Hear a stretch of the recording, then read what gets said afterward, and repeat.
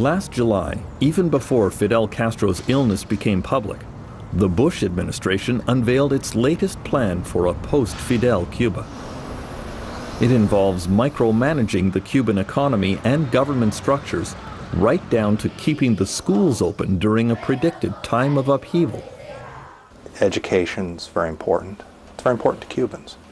Caleb McCary is the Bush administration's transition coordinator, planning the government of Cuba in the post-Fidel era. He seems oblivious to any suggestion that his job is a denial of Cuban sovereignty. What business is it of the United States to have your commission to talk about what the future of Cuba should be? You don't seem to do this with other countries. Why do it with Cuba? Cuba is a very, it's our neighbor. We have a long history with Cuba. There are many, many, many Cubans who've come seeking refuge, seeking liberty in our country. We have a long and abiding interest in having Cuba be our neighbor. The Bush plan is denounced on billboards around Havana and contributes to the idea that the United States intends to take over Cuba after the death of Fidel. Canadian military historian Hal Claypack says that the Bush administration seems to have no appreciation for Cuba's anti-colonialist sentiment. The Americans now have El Plan Bush.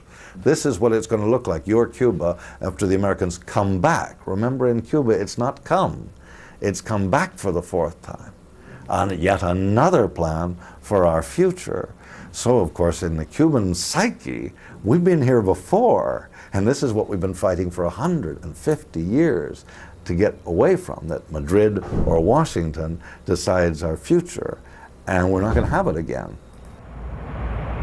Shortly after the transfer of power in Havana last August, an American Air Force C-130 carrying powerful TV transmitters took off from the United States to broadcast a special message into Cuba. U.S. Secretary of State Condoleezza Rice wanted to speak directly to the Cuban people. And throughout this time of change, all of you must know that you have no greater friend than the United States of America. I laugh at a statement like that. Julia Swag says Condoleezza Rice seems to have forgotten 47 years of U.S. punishment of Cuba, especially the economic embargo. So she may believe that the Cuban people should see us as friendly, but in a sense, it's a totally ahistorical statement. It suggests that we are starting afresh and that we're ready to help Cuba when in fact we have layers and layers of laws and regulations that are designed to hurt the Cuban people.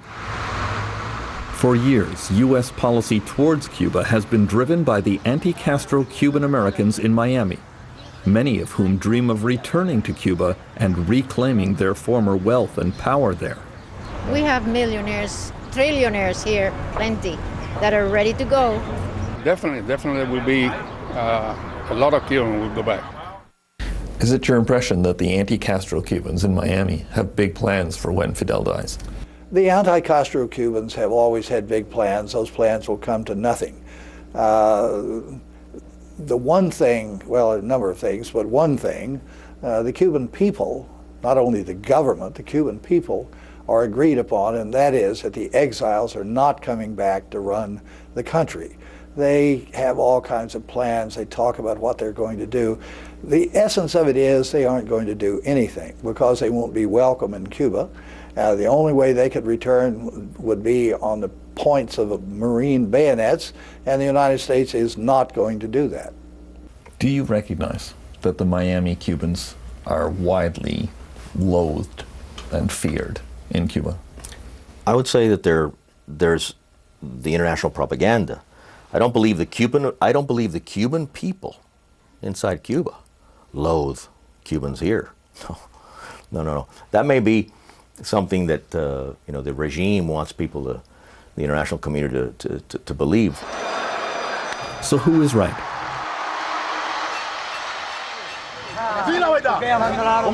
Almost every day in Havana, you can find a large group of men gathered to argue about baseball. It's almost a form of exercise. One thing there is almost no argument about is the anti-Castro Cubans in Miami. Vulgarmente, son unos ejecutas, no van a buscar nada aquí en Cuba, no van a encontrar nada. Esos son malísimos, eso es malísimo, esos son, vaya, aquí no van a venir a buscar nada, eso no van a venir nada. Con esto no hay quien pueda, esto estamos bien preparados aquí. In a statement last August 7th, George Bush finally showed some understanding of the level of resentment towards U.S. interference in Cuban affairs. He said that Cubans should decide their own future. As Cuba has the possibility of transforming itself from a tyrannical situation to a different type of society, the Cuban people ought to decide. The people on the island of Cuba ought to decide. I took that seriously and as a breakthrough. Julia Swag saw the Bush statement as the first small acknowledgement that U.S. policy towards Cuba has to change. American policy towards Cuba has been a total failure. Its stated goal has been to end the Castro regime and bring democracy to that island. Neither has happened. Total failure. The effect of it has been to embolden the Cuban government to help it seal its domestic political legitimacy and to give it enormous strength and panache within the Western Hemisphere, among Latin America and other countries around the world as the country that has defied the United States now for almost half a century. So it's a total backfire. Many in the United States would like to take the opportunity to change U.S. policy towards Cuba once Fidel Castro dies.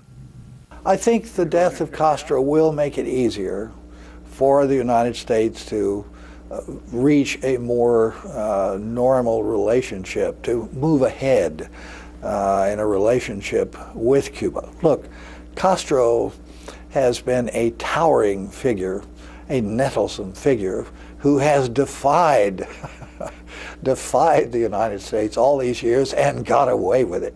And there's nothing more likely to drive a superpower up the wall than that. When he goes, that nettlesome figure goes with him. Raul Castro does not have anything like that image, and so I think it will be much easier to reach an accommodation. For many years, Fidel Castro has methodically planned for his own death. Raul was formally confirmed as his successor by the Cuban Constitution in 1997. Raul does not have as much time to arrange his own succession.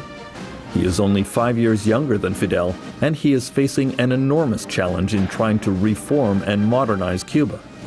It will be much more difficult for him to guarantee the survival of Cuban communism when he passes from the scene.